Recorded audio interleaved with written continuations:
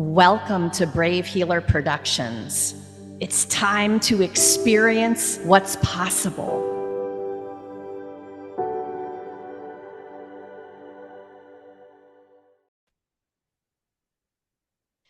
So, what if there's something you haven't learned yet that could change everything? Welcome, everyone. I'm Laura DeFranco, the CEO of Brave Healer Productions, where we are helping the world experience what's possible. And here today to help me with that mission are a couple of the amazing authors of one of our newest books. This one is The Caregivers Advocate, a complete guide to support and resources. You guys, this is our volume 2 in this powerful book series by lead author Debbie Compton. I'm going to introduce Carrie and Barbara to you today, but let's give Debbie a huge shout out, you guys. Debbie Compton, our lead author. I'm so grateful to you to be here leading this second volume of the Caregivers Advocate. You had a big vision, mission. You continue to have it. You have gathered around you a stellar group of experts to talk about a topic that we all need so much and will need if we don't need it yet, right? This is a part of life, caregiving. So I'm so grateful to Debbie for just for everything she does in the world in terms of caregiving.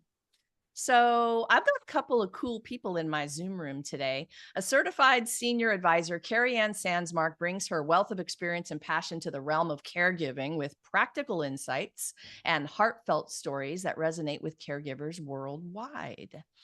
And Barbara Ritchie is here. She's the owner of Senior Lifestyle Consulting, supports seniors with dementia in staying connected at home while training activity professionals to deliver engaging programs in senior living communities. Welcome, ladies. How's it going? Thank you.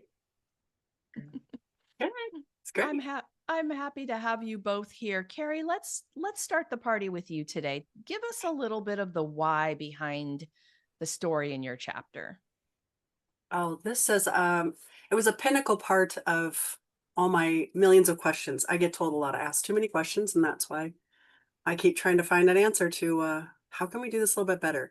And this was an experience that lasted over a year with this gentleman of working with him. Um, and it had to me such a phenomenal result of, so we're talking about environment, and we're talking about what we can change to make things a little better, and what he taught me in trying to listen, where he really didn't have the words anymore to express, hey, this is what I need. But we had to really listen and then figure out what we could do. And as we made adjustments and trying to figure out what he needed, there's things that worked. And so we know we can repeat that again. This is a challenging situation. The communication is so key to foster as much independence as possible for as long as possible. Oh my gosh, what do you want people to know about that? Well, the first thing I think with anyone when we're approaching as a caregiver, especially in a professional setting, because it's a little more sterile, they're still in there. I give the example of you have a filing cabinet. If I want to remember summer of 2014, I go and I look up in my filing cabinet and there's the music, there's the people, there's everything where we were. It's all right there. Their filing cabinet has just been thrown over. The cat may have gotten into it, and they cannot just go in and say, this is where I was in that summer. But if we play that same music, that might bring them to that memory. If we give them that dignity that they are very much still in there, we can start getting past our almost crutch of relying on verbal, because it's so easy. We think, oh, you can't talk, you can't be where I'm at. It's actually the opposite. That's the balance of dignity that I talk about a lot. We're the crutch when we are relying on verbal. Communication is much more than that, and we've got to pay attention to those other things. They're telling us what they need, what they want. We just have to figure out how to unlock that. This is a really powerful idea across all people who have any kind of communication issue.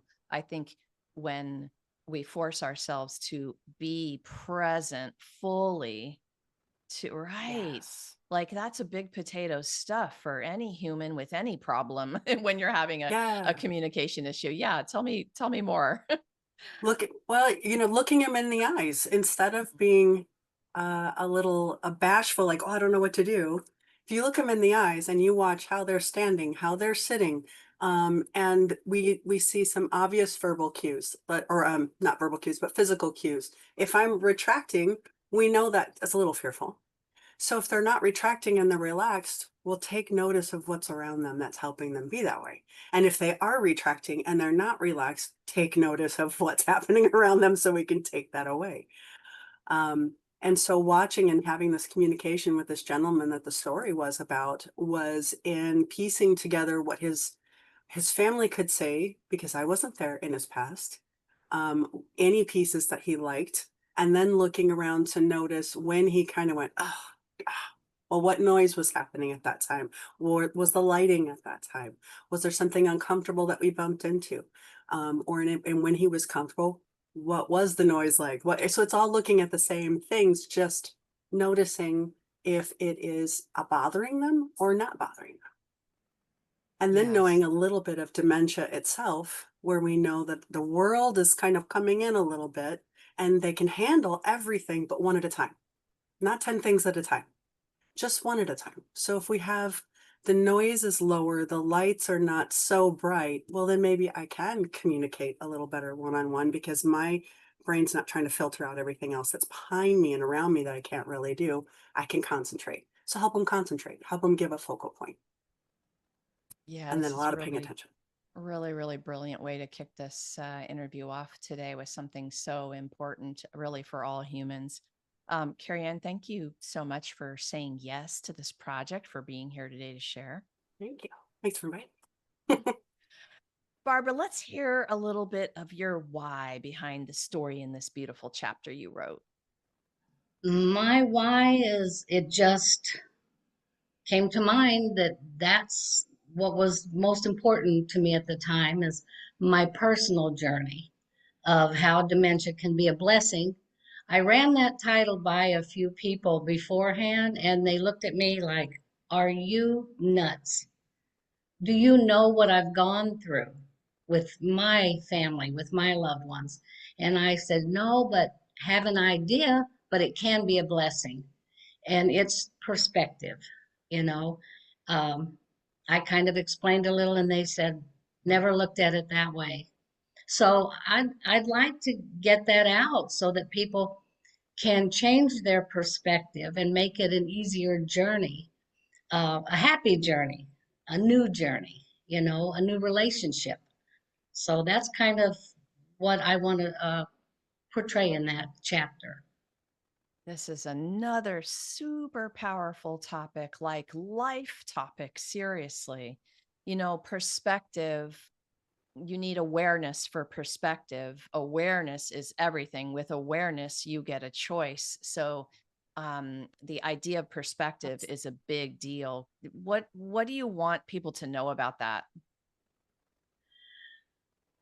I think if you concentrate on the negative, I've lost my mother. She's not there any longer. I've lost my grandmother. I'll never see that again. What do I do? I'm just so overwhelmed with loss and grief.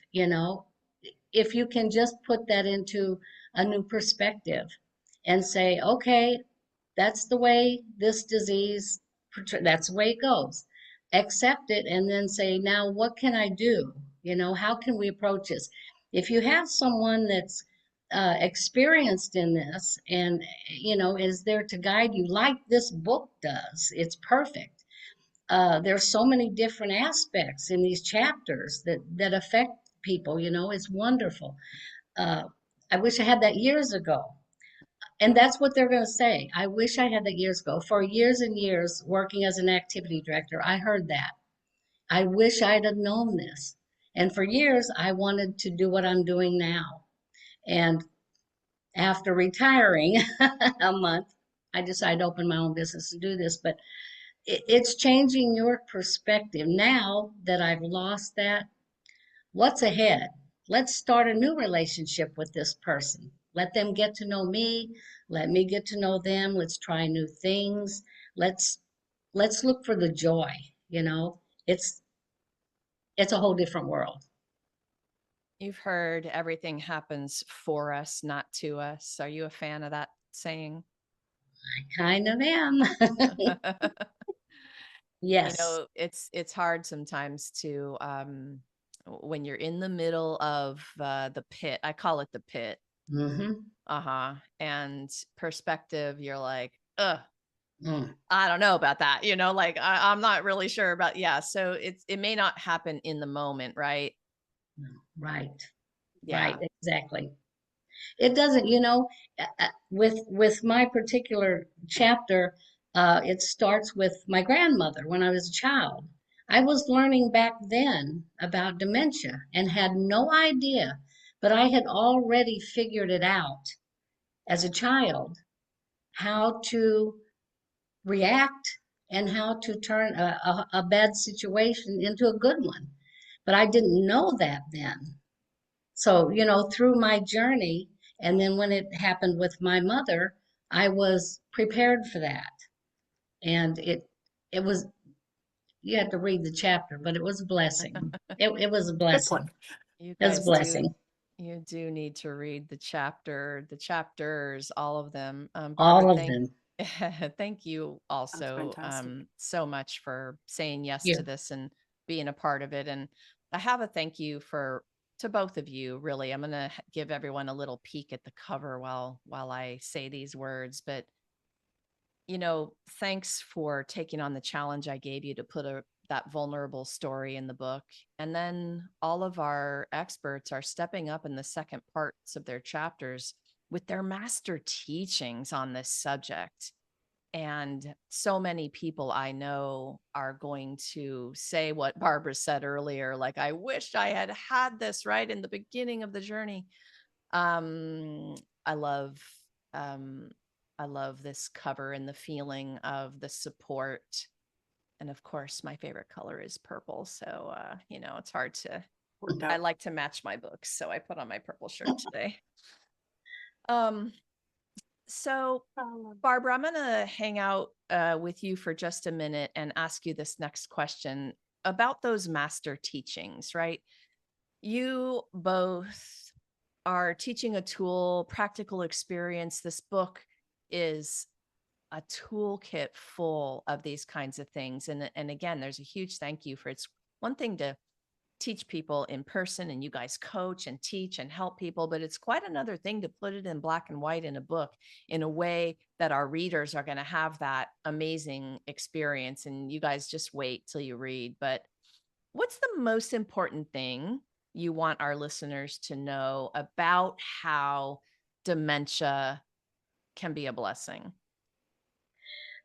Well, I didn't really think about this until this came on, but a quick example, if I can hold it short, is a client family that I had that she was violent and was in two different behavioral health centers and then was released and went into a senior memory care where she broke out the windows and left. But the family was just, they couldn't handle this, and so when I met with them, tears and everything, I explained to them and I gained their trust. I gained their trust, and that's a big thing. If you get someone that you can trust, that can guide you through this journey, it's a big thing. And this was in person, but we can't get to everyone, like you said. And so this book, it covers a whole lot of things that we teach when we're one-on-one with the families. So it's very good. But through their journey, I stayed with them 4 years until Wow. the husband and wife was placed. And the joy that came in that family, you wouldn't believe. And neighbors and friends that knew what was going on and saw couldn't believe the change. And it was the change in perspective to know what you do, just like Carrie Ann was talking about. If you know what to do, it's easy. You can do this. You can handle this. You can look for new joy. Go new places. Go out dancing. What? Memory care? Yeah, go out dancing. Try all these new things. Relive your past. And this is what happened. And, for 4 years, they were just blossoming instead of going downhill. And that's the point. Now we get to put this in a book. It just make I'm sorry. It just makes me so happy that you're able to pull all of these resources together to get to so many people. We each individually, I know, want to reach out and touch everybody, and we just can't get to them. It hurts. But through this book, thank you. I Yes. gotta Oh, shut up now, but thank you. no, You're fine. Barbara, thank You're you. fine. Thank you back. I burn Yeah. with this purpose every single day for these reasons. And I thank you for saying that out loud. Um, yeah, it is. This is big potato stuff, you guys. this is this is world changing kind of stuff. And these are the authors who are in this book who care like that. Like that's pretty amazing. Small miracle. Um, all right, Carrie, I'm coming over to you with this as well. Like, what's the most important thing you want us to know about fostering that safety for our loved one? That's a big topic. Well, I want to quickly say what a great pairing for Barbara and I to be together because we I are just know. like, how the heck? Like Bouncy. Well, it is very much but doing the environment is like the first. That's why it seems to me to be the most important. I've got like 5 tools, but it goes straight to the reasoning of what Barbara's describing. What are we going to do? Because we can have a good time today because we're in a state where we are dealing with very few dementias. I think there's only one, maybe two, depending on how many categories you want to say there are, that actually know that they're having a problem remembering. So they're right here, right now, and it's not logical anymore. And sequencing, that's what's disappearing. Now we're emotional and we're on stage. We're the ones who are giving the cues. Are we okay today? Because if we're having a good time, they're having a good time because they're following us because they trust us. So the environment being in a safety, and I do even put in the chapter, there is no such thing as absolutely keeping your person safe anymore because they don't have that anymore to say what the consequence is going to be. But you sure can put knives in a bottom drawer and put a lock on that and put all the other utensils in the kitchen a little higher and a little more accessible. And we can do some things like that. But the environment not only is just for safety in the fact of the obvious, let's get things we can get hurt on put away or put out what's not going to get hurt, but it's letting that person feel independent, feeling safe, and feeling like they're doing what they chose to do, which means they're not going to be trying to run out the door because we like where we're at. And that's going to be that's a safety feature. And then that goes into what are we going to do today? Like, how are we going to do this? You always like to cook? Well, let me tell you, the group that I work with during the day, um, I really fought. We have a new facility that kind of got remodeled a bit, and the kitchen's wide open. And it kind of makes some other people nervous. And I'm like, I am 50 something. The people I'm working with are around 80 as an average. They can cook better than I can. Bring them in here. I want to know what they're cooking. Let's take some recipe things down, some techniques. They just can't do it alone. Doesn't mean they can't do it. So if we're giving them something to do and we have the obvious, like I said, knives in the drawer, kind of a thing, but yet when it's time to cut, trust them to cut. Just don't let it be sitting out. Let them, they have to focus on that and know, okay, this is time to cut and I know what to do. But later on, that knife's going to be a problem. That's the difference. Then it's your sound and your lighting and who's around. So in making these things, this is your foundational piece to everything else that we're going to do for care. So that's why it gets put out as I think is like the most important to start with. And it can't be catered to what I like. I like books everywhere and clutter and pictures. And you can't have that. You have to have the books they like in a range where they're going to see them.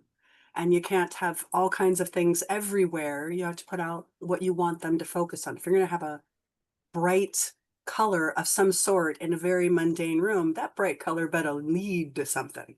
Because if we take a bright color and we're going all the way over across the room, and we're going to go see what this is about, and there's nothing there, that's frustrating. So it better be leading them to something. I love it. I try and cut myself Uh, off because I can do this for oh, I hours. bet. Yes. So we're I just hear gonna. you. And that's what the book is, y'all. Like, oh Barbara, my that's fantastic. gosh. Yeah. Carrie Ann, Barbara, thank you so much for what you do in the world and for being here today to share it with everyone. You guys, this is way more than a book, and you can hear it in the way these authors are sharing with you today. This is a generous community. So come on down into the show notes where I have our authors hooked up with their links and their sites. They're there to answer a question. I don't know, maybe you want to carry on the conversation that we started today. These are big topics. Maybe you need some support. Well, they're there for you to reach out to, right? And if you're struggling, sometimes a quick reach out is the first best step to any part of that struggle if you're feeling alone in that struggle. Of course, we hope that you hop over to Amazon and pick up your beautiful copy of this book with all of the stories and tools. And lastly, today, everyone, remember your words change the world when you're brave enough to share them. So it's time to be brave. See you next time, everyone. Thanks, authors. Thank you. You.